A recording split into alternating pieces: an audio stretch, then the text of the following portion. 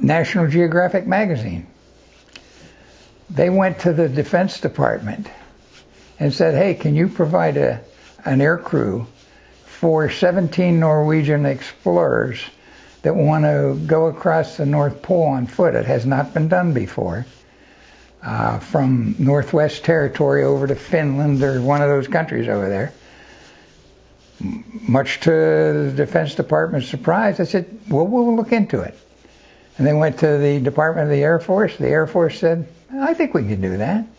It came down to Dyess Air Force Base. Now, there's C-130 bases. There's probably half a dozen of them in the U.S., or 4 or 5 of them.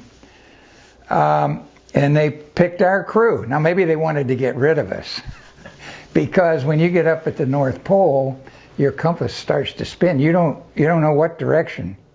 Basically, every direction is south. I mean, but you think you're going south, you may be going north, because it's just weird. And they teach navigators to do what's called grid navigation, where on another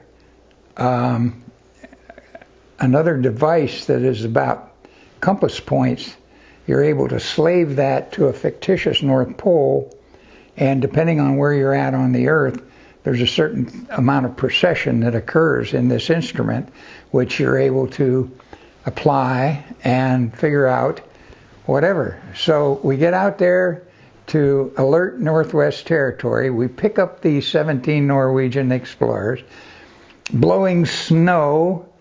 It was, IFR. We came down, it was a nice sunny day, and about 50 feet above the ground, we go totally IFR, and the next thing you know, we're on the ice. But the ice is covered by snow, and this snow is windy, and it's blowing, and, you're in a fog. But we came to a quick stop in the C-130. Didn't have skis on. We didn't need it. It was rubber tires. And pretty soon, here comes these shadowy figures out, these 17 Norwegian explorers. They jump on board. We back up and take off into the wind. No problem. There was plenty of wind going. And we could lift off pretty quickly, and off we go. And at a certain point out there, I had to go into this grid navigation. And there's nothing out there to navigate off of. There aren't any radio beacons out there on the ice cap. There's nothing. There's no towns, nothing. No roads. And I thought, well, it's going to all be flat, There's pressures that build up, and there's these ridge lines that go up a couple hundred feet, and there's super cold water that never turns into ice or anything. It's still water. Super cold.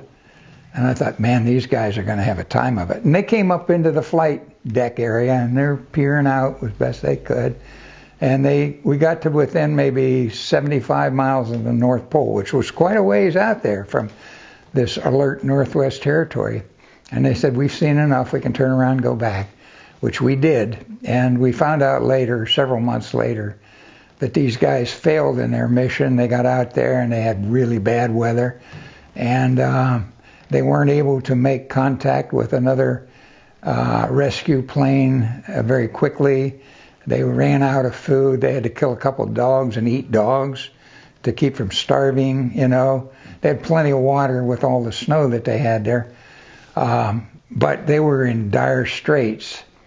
And the Navy had a C-130 that was a refueler that had these drogue baskets out at the ends of the wingtips and loaded with fuel inside the cabin.